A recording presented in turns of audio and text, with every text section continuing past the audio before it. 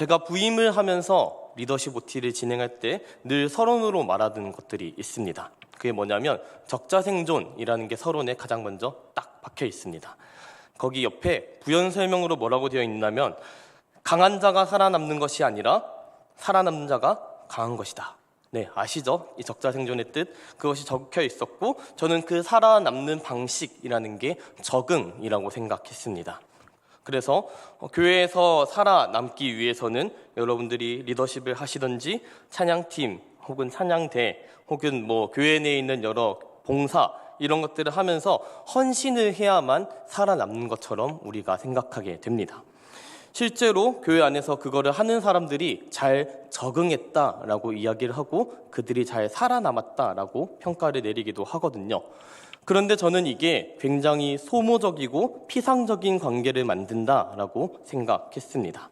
실제로도 그렇다라는 생각을 했던 게 여러분들께서 보내주셨던 그 피드백들의 한 10% 이상이 깊은 대화를 나누는 것이 참 어렵다라는 피드백이었습니다. 한 180명 중에서 20명, 30명 정도는 너무 우리가 깊은 대화를 할락 치면은 한 학기는 너무 짧은 것 같아요. 너무 대면대면한 관계들만 많아지는 것 같아요. 이런 피드백을 주셨던 것에서 이거는 좀 문제가 있는 것 같다라고 생각을 하며 진단을 내린 것이 적자생존이었습니다. 이것에 대한 의미는 이따가 다시 한번 말씀드릴게요. 여러분들에게는 이 깊은 대화라는 게 어느 정도의 범주, 어떤 범주들이 포함되어 있으신지 모르겠습니다. 깊은 대화. 인생에서 여러 깊은 문제들을 가지고 보통 대화를 하실 것인데 교회에 나와서 이 깊은 대화를 할 수 없는 까닭은 이 깊은 대화를 하기 위해선 관계성이 필요하기 때문에 그럴 것입니다. 이 사람과는 깊은 대화를 할 수 있는 관계야 이 사람과는 그 정도의 이야기까진 하긴 좀 그래 라고 하는 이 관계적인 피상성이 우리 가운데 있다는 것입니다. 보통 겪고 있는 관계에서 파생되는 이 어려움은 우리 여러 관계들 속에 이어지게 됩니다. 보통은 가족과 함께 나눌 법한 깊은 나눔들이 사실은 가족 사이에서 이야기되어지지 못하는 경우들도 있을 겁니다. 이런 거는 좀 친한 친구랑 찐친이랑 이야기할 만한 내용이야 할 만한 것도 어쩌면 그 친구에겐 이야기하지 못하는 어떤 어려움도 있을 것입니다. 교회 안에서조차 솔직하게 마음을 나누지 못하는 그런 관계들을 우리는 이미 경험하고 있습니다. 가족과의 관계, 친구와의 거리감, 교회 안에서 솔직하게 마음을 나누지 못하는 이런 이야기들, 여러 답변들 속에 우리는 관계 맺기 참 쉽지 않은 사회를 살아가고 있다라고 진단을 내릴 수 있을 것 같습니다. 서로 쉽게 연결되었지만 또 쉽게 끊어지는 시대, DM으로 언제든지 연락할 수 있지만 정작 그 DM으로 깊은 대화를 나누기는 참 어려운 시대를 우리는 살아가고 있습니다. 폴란드의 사회학자 지그문트 바우만이라는 분은 리퀴드 러브라는 저서에서 이렇게 말합니다. 현대사회는 사랑마저도 액체처럼 유동적으로 만든다. 사람들은 관계를 원하지만 책임은 회피한다. 가까이 가고 싶지만 상처는 두렵다. 그래서 우리는 연결되어 있으면서도 동시에 고립되어 있다. 어쩌면 우리 청년대학교 공동체의 감정선을 고스란히 대변해주는 문구인 것 같습니다. 연애에서도 그런 게 있지 않습니까? 진심보다는 전략으로 다가가게 되는, 스킬로 다가가는 연애. 친구는 많지만 신뢰할 사람은 없다라고 말하며 교회 공동체 속에서도 마음속 거리는 유지한 채 섬긴다, 이런 말들이 익숙합니다. 우리는 함께 하고 싶은 마음과 멀어지고 싶은 이 불안 사이에서 흔들리고 있는 사람들입니다. 사랑하고 싶지만 상처받기 싫은 마음들이 결국 관계의 깊이를 얕게 만들어내는 그런 사회를 살아가는 것입니다. 얕은 관계로 살아가다 보니 저 사람과 깊은 관계가 아니다 보니 가장 먼저 범하게 되는 것은 이 사람을 경쟁자로 인식하게 되더라 하는 것입니다. 친구였던 사람도 동료였던 사람도 같이 웃고 밥을 먹었던 그 사람조차도 내 자리를 위협할 수 있는 잠재적인 경쟁자로 보기 시작합니다. 그 사람이 성공하면 나는 실패한 것 같고 그 사람이 인정받으면 나는 작아지는 것 같고 그 사람이 앞서가면 나는 뒤처지는 것 같은 두려움이 생깁니다. 그 두려움이 틈타는 순간부터 관계들은 더 이상 친구, 동료 이런 따뜻한 단어, 따뜻한 존재가 아니라 위협이 됩니다. 더 이상 함께 갈 친구가 아니라 내 자리를 빼앗을지 모르는 잠재적인 위협의 존재가 되어버립니다. 이 지점에 동의되시는 분들은 옆에 앉은 분들을 보시면서 스스로에게 이렇게 질문해 보셔야 합니다. 이 사람은 나에게 형제인가? 이 사람은 나에게 자매인가? 아니면 경쟁자인가? 이 질문은 단지 인간관계에 대한 질문만, 고민만을 품고 있는 것은 아닙니다. 하나님 앞에서의 정체성과도 연결된 문제입니다. 왜냐하면 우리가 서로를 경쟁자로 바라보는 순간 우리 마음속에는 이미 죄의 시선이 작동하고 있기 때문에 그렇습니다. 오늘 본문 사사기 9장에 등장하는 아비멜렉이라는 사람도 그런 사람이었습니다.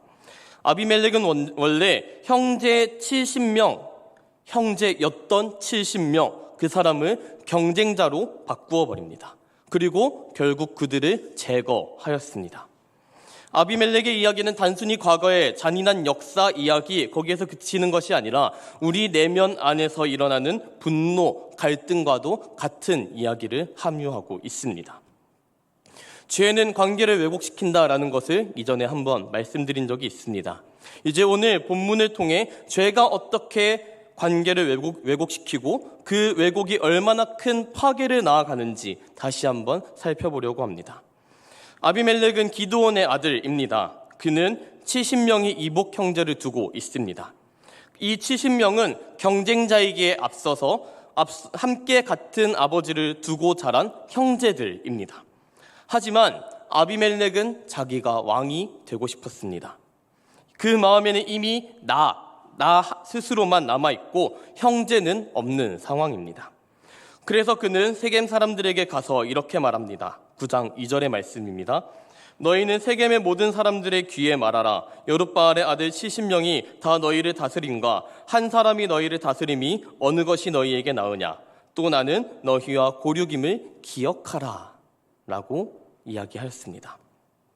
굉장히 교묘한 질문이라는 것을 생각해 보실 수 있습니다. 이 논리 구조를 따라가게 되면은 한 사람이 다스리는 게 더 낫다라는 결론에 이를 수밖에 없는 질문이었습니다. 사실 그 안에는 관계를 파괴하는 대전제가 숨어 있었고요.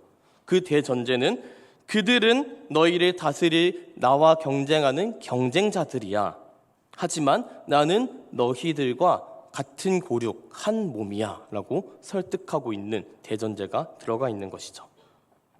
이런 말로 아비멜렉은 형제를 경쟁자로 바꾸었고 자신은 동맹자로서 포장합니다. 그 결과가 기록된 내용이 5절의 말씀입니다. 함께 읽도록 하겠습니다.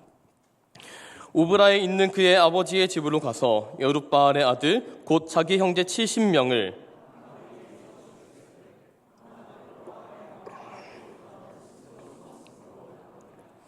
그 형제 70명 중에 도망친 요담이란 사람을 제외하고 자기의 형제들을 한 명도 남김없이 한 장소에서 죽입니다.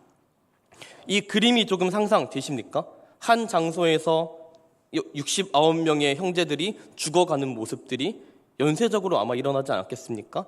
첫째가 아무것도 모르고 와서 죽었다가 내 형제의 시체들이 점점점 쌓여가는 그 장소에서 공포에 질려 죽는 형제들의 표정, 그리고 형제 한 명을 제거할 때마다 왕을 향해 한 걸음씩 가까이 가고 있다며 기뻐했을 아비멜렉의 표정, 그런 것들을 생각해 보면 굉장히 소름 끼치는 본문임을 우리는 발견하게 됩니다. 그렇게 아비멜렉은 왕이 되었습니다. 하지만 그것은 관계를 희생한 권력이었고 피 위에 세운 통치였습니다. 이것이 죄의 무서움입니다. 죄는 우리로 하여금 사람을 존재가 아닌 수단으로 보게 만듭니다. 그리고 그 수단이 목적을 방해할 것 같으면 버릴 수 있는 존재로 전락시켜 버립니다. 오늘 함께 있지는 않았지만 22절의 직접 맥락을 살펴보게 되면 그 파괴적인 관계에서 도망했던 요담이라는 사람이 등장합니다. 그는 그리심산 위에서 세겜 사람들에게 나무 비유를 외칩니다. 이 나무 비유의 핵심은 이런 겁니다. 이 비유의 나무들이 총 4그루가 등장을 하는데 그 중에 여러 그냥 일반 나무들이 나가서 나무 중에 왕을 삼는 이야기가 등장합니다.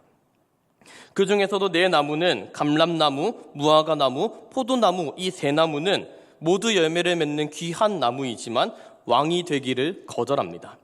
왜냐하면 자신들은 이미 하나님께서 주신 본연의 역할을 잘 감당하고 있기 때문에 나는 왕의 자리를 감당할 수가 없다라고 거절하였습니다.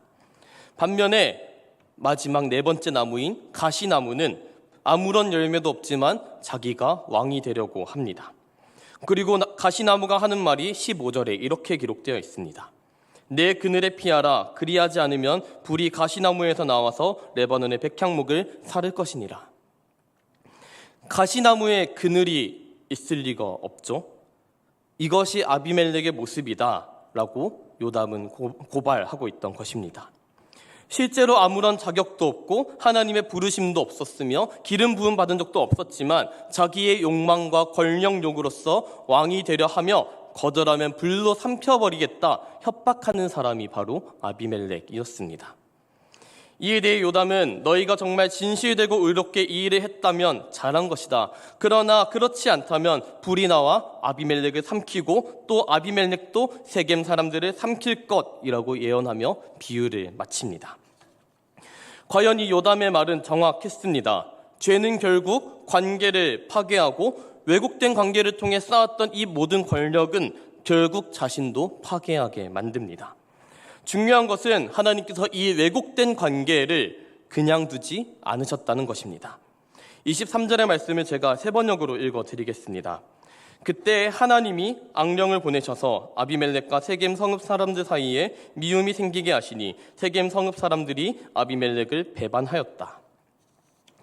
서로 공모했던 관계, 서로 죽이기로 결의했었던 그 관계들은 결국 서로를 불신하게 하고 마침내 파괴하게 됩니다. 세겜 사람들은 반란을 일으켰고 아비멜렉은 복수하며 세겜을 초토화합니다. 이 파괴적인 관계의 종결은 한 여인이 맷돌을 던져 아비멜렉의 머리를 부수어 죽이는 것으로 끝마치게 됩니다.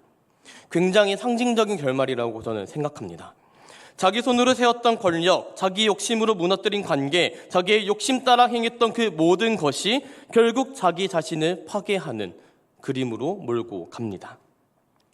아비멜렉이 형제를 경쟁자로 보는 이 죄에 사로잡히면서 그 죄는 공동체를 파괴합니다.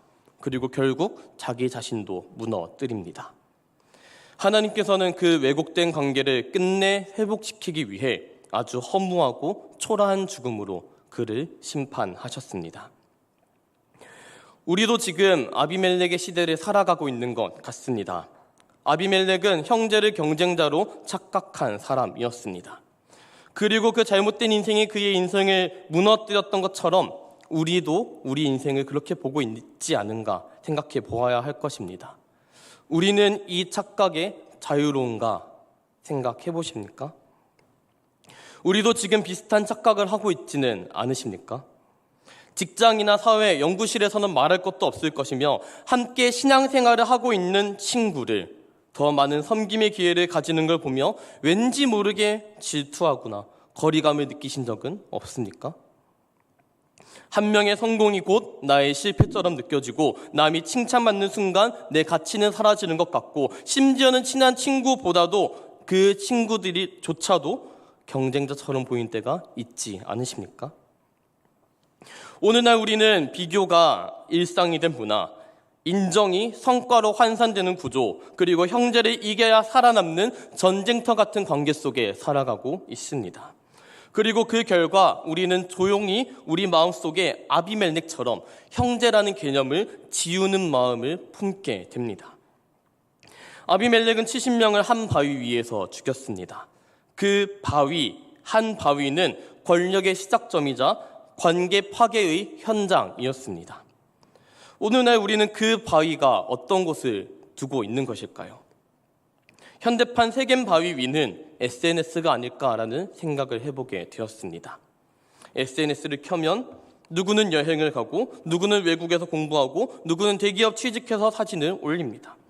그 게시물 하나에 나의 마음속 형제들이 한 사람씩 사라지기 시작합니다. 나만 뒤처진 것 같고, 나만 인정받지 못한 것 같고, 나만 의미 없이 살아가는 것 같은 이런 감정 속에서 우리는 조용히 누군가를 멀리하고 의식적으로 경쟁하고 마침내 비교에 지쳐 신앙마저 식어가는 자신을 바라보게 됩니다. 하지만 하나님께서는 우리를 홀로 살아가게 부르시지 않았습니다. 하나님은 교회를 부르셨고 서로가 서로의 손과 발이 되는 지체 공동체로 부르셨습니다. 고린도전서 12장 26절의 말씀입니다. 만일 한 지체가 고통을 받으면 모든 지체가 함께 고통을 받고 한 지체가 영광을 얻으면 모든 지체가 함께 즐거워하느니라. 하나님의 공동체는 누가 빛나느냐 보다도 누가 함께 하느냐가 중요합니다. 내 옆에 있는 그 형제가 빛날 수 있도록 내가 그림자가 되어줄 수 있는 것이 하나님을 믿는 사람들의 공동체인 것입니다. 알아서 적자생존의 틀에 따라, 룰에 따라 적응하는 사람만 살아남는 것이 교회 공동체가 아니라 그 사람이 적응할 수 있도록 돕는 공동체, 그것이 바로 교회입니다. 하나님의 백성은 경쟁자의 집합체가 아니라 형제 공동체이자 한 몸 공동체입니다. 아비멜렉의 비극은 하나님을 바라보지 않고 사람을 바라본 일에서 시작되었습니다. 권력을 하나님이 아닌 세겜 사람에게서 얻으려 했고 삶의 가치를 하나님이 아닌 왕의 자리에 두었으며 자기 존재의 정체성을 하나님이 아닌 타인의 인정에 두었습니다. 결국 그의 인생은 하나님 없이 성공한 것처럼 보였으나 파괴만 남긴 비극적인 인생이 되었습니다. 우리도 마찬가지인 것 같습니다. 사람의 시선으로 살면 언제나 내 자리는 부족합니다. 내 모습은 불완전하고 내 인생은 경쟁의 연속선처럼 느껴지게 될 것입니다. 하지만 하나님의 시선으로 살면 우리는 이미 그리스도 안에서 존귀한 자, 택함받은 자, 형제된 자로 바로 서게 됩니다. 아비멜렉의 이야기는 철저하게 관계를 파괴한 죄의 결과를 보여주는 이야기입니다. 그는 왕이 되었지만 형제를 잃었고 권력을 얻었지만 하나님과의 관계는 사라졌으며 마침내 사람들에게 버림받고 하나님의 심판으로 생을 마감했습니다. 그런데 여러분, 이 사사기의 비극을 읽을 때 우리는 동시에 복음의 은혜를 더 선명하게 바라볼 수 있습니다. 왜냐하면 예수 그리스도는 아비멜렉과 정반대되는 길을 걸으신 분이기 때문에 그렇습니다. 아비멜렉은 형제를 제거하고 왕이 되었으나 예수님께서는 형제를 위하여 자신의 생명을 내어주셨습니다. 아비멜렉은 사람들의 손을 빌려 왕이 되었으나 예수님께서는 하나님의 뜻에 순종하며 십자가를 지셨습니다. 아비멜렉은 관계를 파괴하고 왕위에 올랐으나 예수님께서는 관계를 회복하시며 왕으로 높임을 받으셨습니다. 아비멜렉은 다른 이들을 죽여 자기 자리를 지켰고 예수님은 자기의 생명을 내어 우리를 살리셨습니다. 그리스도의 십자가는 우리 모두가 더 이상 경쟁자가 아닌 형제가 되었다라는 증거가 되는 것입니다. 에베소서 2장 14절의 말씀입니다. 그는 우리의 화평이신지라 둘로 하나를 만드사 원수된 것 곧 중간에 막힌 담을 자기 육체로 허시고. 십자가를 사이에 놓고 이제 우리 사이에는 비교가 아니라 용납이 있으며 시기와 질투가 아니라 사랑과 세움이 있으며 밀어냄이 아니라 끌어안음이 있어야 합니다. 이것이 복음으로 살아가는 교회, 그리스도의 형상을 닮아가는 공동체의 모습입니다. 죄된 본성들에 속지 마시기 바랍니다.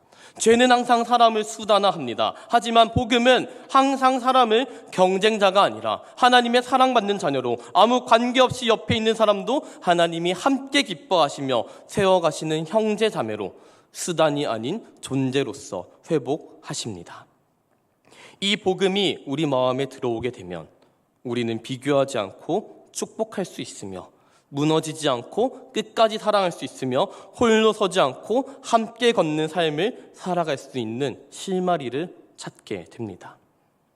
우리의 마음속에 있는 아비멜렉의 죄성, 그것을 하나님 앞에 내려놓을 수 있는 은혜를 찾으시길 바랍니다. 관계를 왜곡시키고 사람을 경쟁자로 인식하게 만들고 공동체를 불신하게 만드는 그 생각들을 말씀 앞에, 복음 앞에 다시 세워보면 좋겠습니다. 그리고 예수님처럼 형제를 위해 나를 낮추고 공동체를 위해 자리를 양보하며 하나님 나라를 위해 나의 이름이 사라져도 기뻐할 수 있는 믿음을 달라고 함께 구하면 좋겠습니다.